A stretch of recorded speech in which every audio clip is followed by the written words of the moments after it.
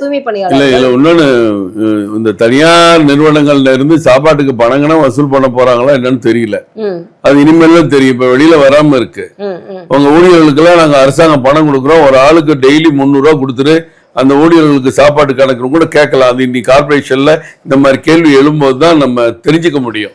உணவு கொடுக்கவே தேவையில்லை நம்ம சொல்றோம். உணவு கொடுக்கவே தேவையில்லை.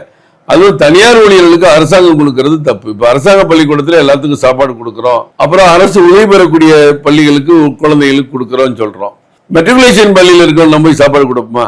இல்ல. அது மாதிரி தனியார் நிறுவனங்கள் லாபத்தை வைத்து இயங்குகிற இது போன்ற அமைப்புகள். அவங்க இன்னைக்கு 5000 பேருக்கு வேலை கொடுத்திருந்தா ஒவ்வொருத்தருக்கும் ஒரு 1000 ரூபாய் பிடிச்சா கூட 50 லட்சம் ரூபாய் அவங்களுக்கு ஒரு லாபம் வரும் வருஷத்துக்கு. அப்படி இருக்கும் போது அப்படிப்பட்ட கம்பெனி வேலை பார்க்கணும். நீங்க ஏன் சாப்பாடு கொடுக்குறீங்க? நீங்க சரியான நியாயமான கேள்விதான். அது தவறுதான். முதல்ல அவங்க சாப்பாடை எதிர்பார்க்கலங்க. ஒருவேளை கொஞ்சோண்டு சாப்பாடு சாப்பிடுறதுல என்ன அவங்க பெரிய கஷ்டப்பட போறாங்க? நீ சம்பளத்தை உரிய சம்பளத்தை கொடுங்க. நிச்சயமா 10,000 ரூபாய் கொடுக்கறத 30,000 ரூபாய் கொடுங்க, சந்தோஷம் சாப்பிடுவாங்க.